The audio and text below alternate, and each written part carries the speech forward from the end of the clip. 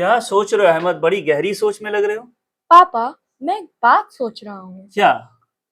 ये नंबर्स आए कहाँ से? कितना अच्छा होता इस दुनिया में नंबर्स होते ही नहीं। सवाल तो तुम्हारा बहुत अच्छा है। कितना अच्छा होता कि दुनिया में नंबर्स होते ही नहीं। चलो हम लोग इस जर्नी की तरफ चलते हैं और हम लोग एक्सप्लोर करते हैं कि ये नंबर्स आए कहाँ से। Maths the secret language of numbers, come we will explore together. बच्चों, मैं बोर्ड पर कुछ लिख रहा हूं, आप बताइएगा कि मैं क्या लिख रहा हूं।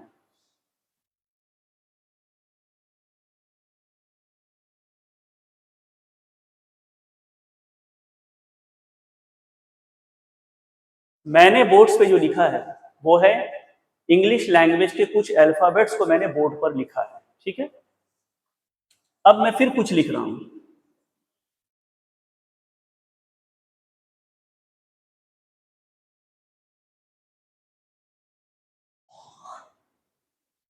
अब मैंने क्या लिखा है? आप में से बहुत लोग ये कहेंगे कि सर, आपने मैथमेटिक्स के कुछ डिजिट्स को यहां पर लिखा है। मैं बोलूंगा कि आप पार्शियली सही हैं, क्योंकि ये सिर्फ मैथमेटिक्स के डिजिट्स नहीं हैं, बल्कि ये मैथमेटिक्स के अल्फाबेट्स हैं। जी हाँ, ये मैथमेटिक्स के अल्फाबेट्स हैं। दोस्तों, इंग्लिश एक ऐसा लैंग्वेज है जो 26 लेटर से ही सारी किताब लिख देता है, और मैथमेटिक्स वो लैंग्वेज है जो सिर्फ इन्हीं 9 लेटर से, इन्हीं 10 डिजिट्स से, 0 से लेकर 9 तक, वो दुनिया के हर मैथमेटिकल प्रॉब्लम को लिख देता है। यही वो लैंग्वेज है मैथ्स का जिससे नासा अपना स्पेसशिप भेज रहा है। यही है लैंग्वेज मैथ्स का जिससे गूगल अपना प्रोग्रामिंग कर रहा है। इन्हीं लेटर से गूगल जो है अपना सारा प्रोग्रामिंग कर रहा है। इन्हीं लेटर से बच्चों बैंक अपने अकाउंट्स को आपके साथ डील कर रहा है। ठीक है, इन्हीं लेटर से सारा साइंटिफिक एक्सपेरिमेंट्स हो रहा है। इन्हीं लेटर से इंजीनियर्स ब्रिज बना रहे हैं। इन्हीं लेटर्स के जरिए आपका एआई प्रोग्रामिंग भी हो रहा है। तो ये इतना बड़ा मैजिक है। इसका मतलब ये है कि ये सिर्फ मैथमेटिक्स के डिजिट्स ही नहीं है, बल्कि they are the language of mathematics.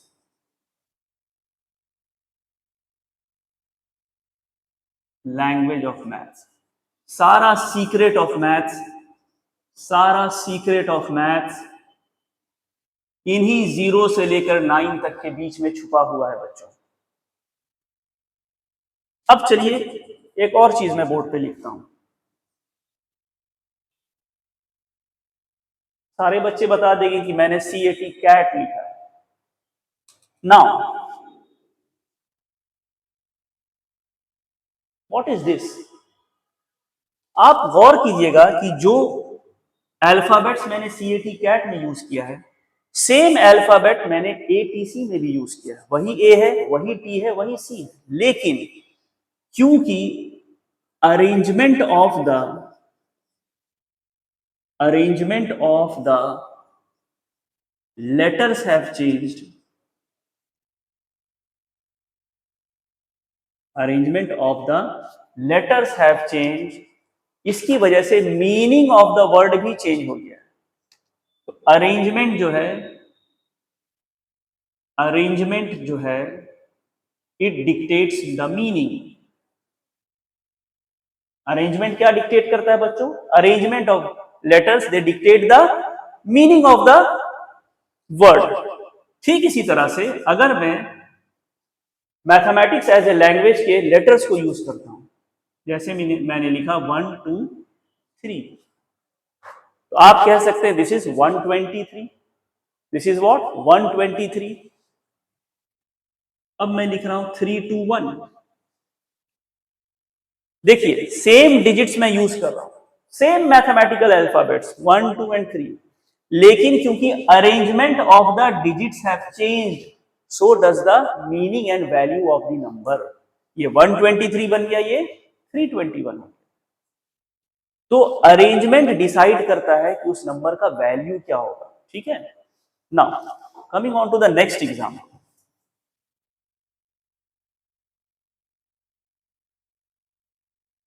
चलिए फिर कुछ हम लोग लिखते हैं बोर्ड।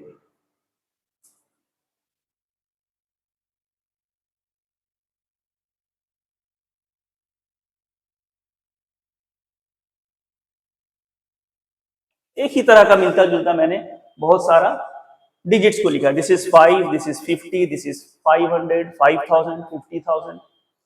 अब देखिए मैंने सिर्फ 5 और सिर्फ 0 को यूज किया, लेकिन नंबर का वैल्यू बिल्कुल चेंज हो गया है बच्चों। ये 5 था, ये 50 हो गया, ये 500 हो गया, ये 5000 हो गया, ये 50,000 हो गया।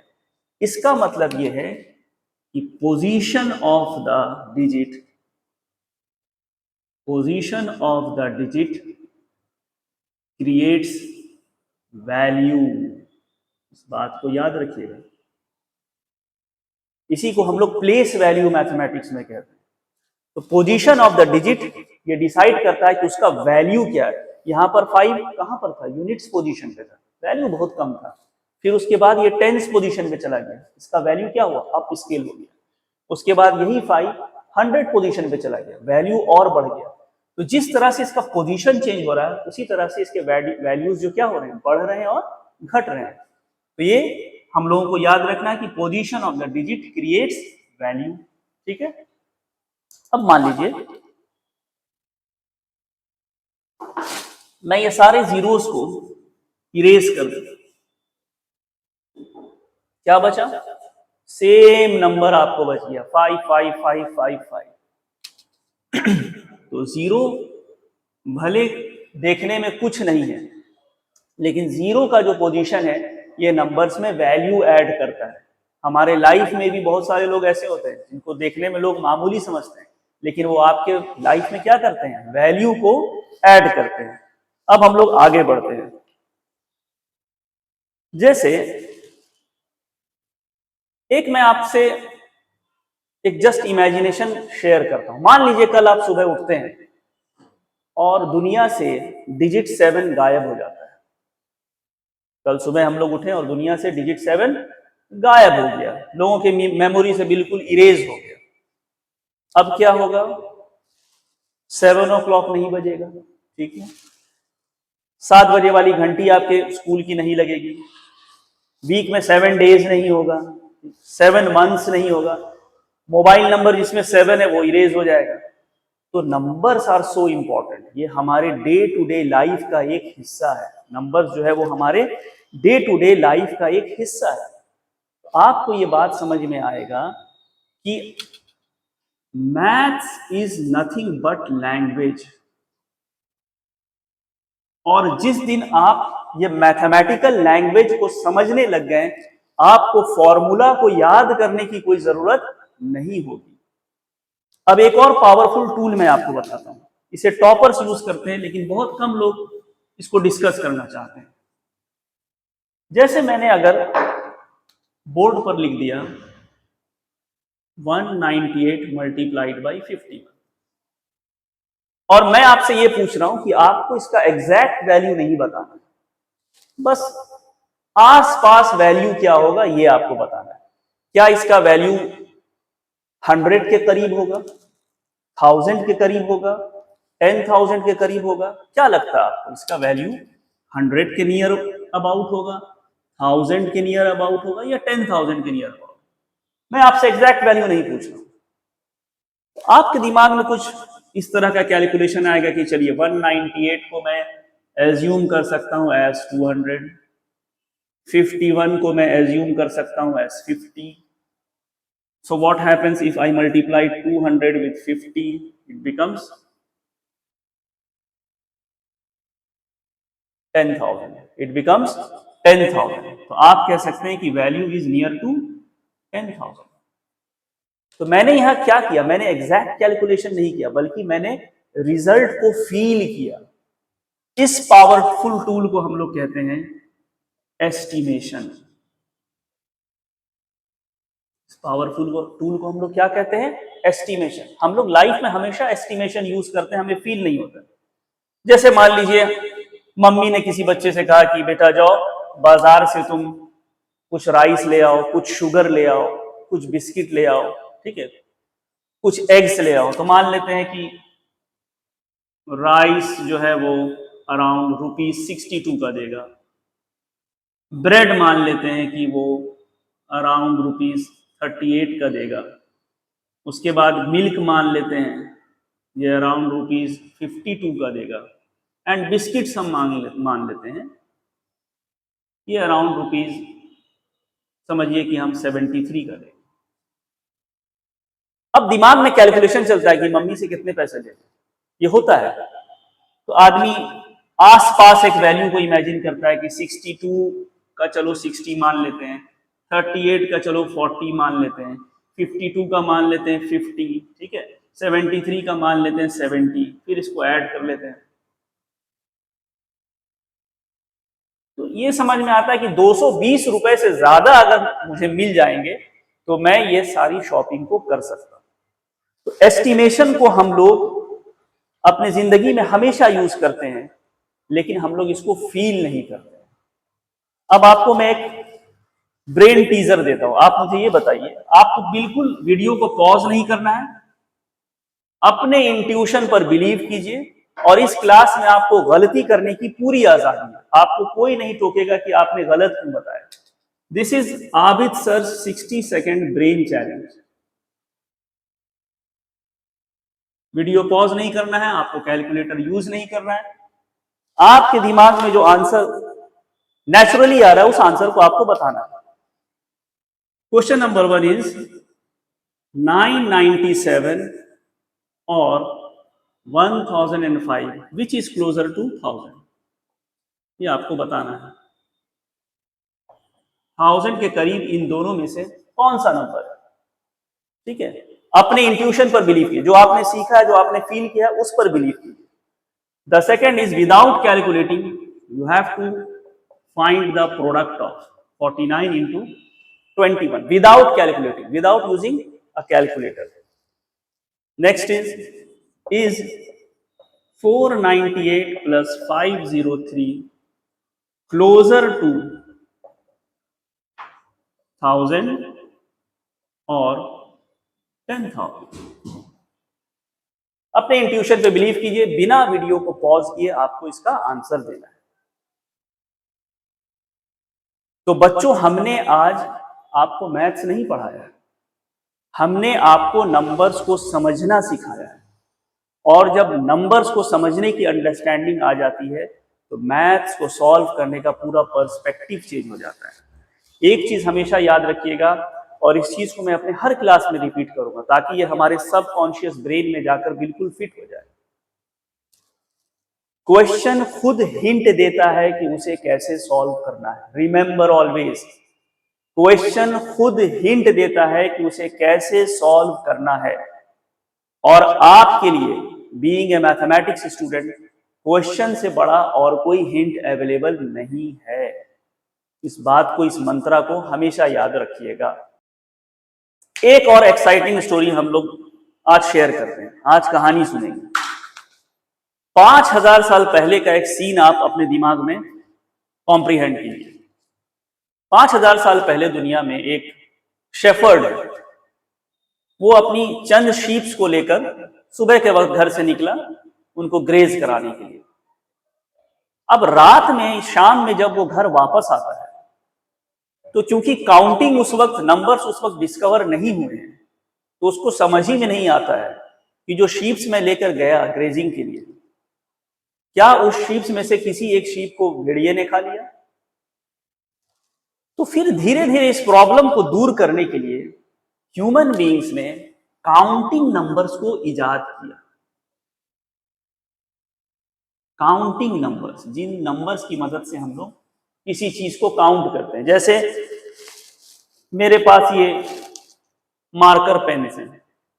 अब आप बोलिएगा दिस इज 1, 2 एंड 3। सर आपके पास 3 मार्कर्स हैं, बहुत अच्छी बात है, लेकिन ये चीज ह्यूमन हिस्ट्री में हमेशा से नहीं था, इसको डिस्कवर करना पड़ा। लोगों ने दिमाग लगाया कि हम लोगों को काउंट करने के लिए कुछ चाहिए, तो वहां से काउंटिंग नंबर्स डिस्कवर हुए। वो क्या क्या है, तो 1, 2, 3, 4, इस तरह से ये चलता है सीरीज। इसको हम लोग क्या कहते हैं, इसको हम लोग कहते हैं नेचुरल नंबर्स। क्या कहते हैं इसको, नेचुरल नंबर्स, जिनको हम लोग काउंटिंग के लिए यूज करते हैं। अब मान लीजिए धीरे धीरे सिविलाइजेशन और आगे बढ़ा। मेरे पास एक मार्कर पेन था, मैंने आपको दे दिया, और फिर उस मार्कर पेन को मैंने आपसे वापस ले लिया। तो अब आपके पास क्या बचा? 0 मार्कर पेन। तो इन काउंटिंग नंबर्स के साथ एक नया मेंबर जुड़ गया इनकी फैमिली में, वो है 0। और ये मिलके क्या बन गए? ये मिलकर बन गए होल नंबर्स। देखिए, जैसे जैसे इंसान की जरूरत बढ़ रही है, वैसे वैसे नंबर सिस्टम भी एक्सपैंड हो रहा है। तो दुनिया में नंबर्स का होना बहुत जरूरी है। उसके बाद एक एग्जाम्पल लेते हैं। मान लीजिए एक लाइन मैंने ड्रॉ किया, this is the ground level, ठीक है। हम लोग लिफ्ट में जाते हैं, बहुत बहुत बड़े बड़े जो है शॉपिंग मॉल्स में, वहां पर आप देखिएगा लिफ्ट के बटन्स में 5th floor, 4th, 3rd, 2nd, 1st, उसके बाद एक ग्राउंड होता है, उसके बाद -1, -2, -3, ये बेसमेंट्स के लेवल होते हैं। इसका मतलब ग्राउंड अगर 0 लेवल है तो उसके नीचे भी कुछ होता है, उसको भी काउंट करने के लिए हमको कुछ चाहिए, नेगेटिव नंबर्स चाहिए। तो पॉजिटिव नंबर, नेगेटिव नंबर और 0 ये मिलकर फिर क्या बन गए? तो बच्चों ये मिलकर बन गए इंटीजर्स। हमारी जरूरत बढ़ी तो नंबर सिस्टम में नए फैमिली मेंबर्स ऐड होना शुरू हुए। ये क्या बन गए? हम इंटीजर्स बने। इसमें पॉजिटिव भी है, इसमें 0 भी है, इसमें नेगेटिव भी है। फिर जरूरत और बढ़ी। मान लीजिए आपने एक पिज्जा ऑर्डर किया, आप लोग 4 दोस्त हैं, पिज्जा को 4 इक्वल पार्ट्स में बांट दिया गया। फ्रेंड नंबर 1, 2, 3 और 4 के लिए हर फ्रेंड ने 1 क्वार्टर पिज्जा खाया। हर फ्रेंड ने 1 क्वार्टर पिज्जा खाया, तो हम कहेंगे क्या? ये 1/4 पार्ट ऑफ पिज्जा खाया हर दोस्त ने। तो इससे क्या बन गया? इससे बन गया फ्रैक्शंस। इससे क्या बन गया बच्चों? फ्रैक्शंस। और एक नया मेंबर ऐड हो गया। कहानी कहां से शुरू हुई थी? नेचुरल नंबर, काउंटिंग नंबर से। फिर 0 ऐड हुआ तो होल नंबर्स, पॉजिटिव और नेगेटिव साइड ऐड हुआ तो इंटीजर्स। अब एक ही नंबर को अगर हमने तोड़ दिया अलग अलग चंक्स में तो बन गए फ्रैक्शंस। इस तरह से ये कहानी और आगे बढ़नी शुरू हुई। तो ये सारे मिलकर क्या बन रहे हैं? These are rational numbers. These are what? These are rational numbers. These are rational numbers which make some sense, These are rational numbers. उसी तरह से कुछ नंबर्स होते हैं वो irrational होते हैं, जैसे √2, पाई, ये पढ़ेंगे। अब √2 का आप स्क्वायर रूट निकालिएगा। मान लेते हैं आपके पास ट्राइंगल है, राइट एंगल, इसका हाइट है 1 यूनिट, इसका बेस भी है 1 यूनिट। तो हम लोग एक जानते हैं पाइथागोरस थ्योरम, उससे इसकी जो हाइपोटेन्यूज की साइज निकलती है वो है 1² + 1² विच इज इक्वल टू √2। अब जब आप इसका एग्जैक्ट वैल्यू निकालने जाएंगे तो ये कभी टर्मिनेट ही नहीं होता, खत्म ही नहीं होता है, और इसका पैटर्न भी रिपीट नहीं होता है। तो आपको इरिटेशन होने लगेगा। आपको क्या होने लगेगा? इरिटेशन होने लगेगा। ना ये खत्म हो रहा है, ना इसका पैटर्न रिपीट हो रहा है। हम इसको इस फ्रैक्शन के फॉर्म में लिख ही नहीं सकते, p/q के फॉर्म।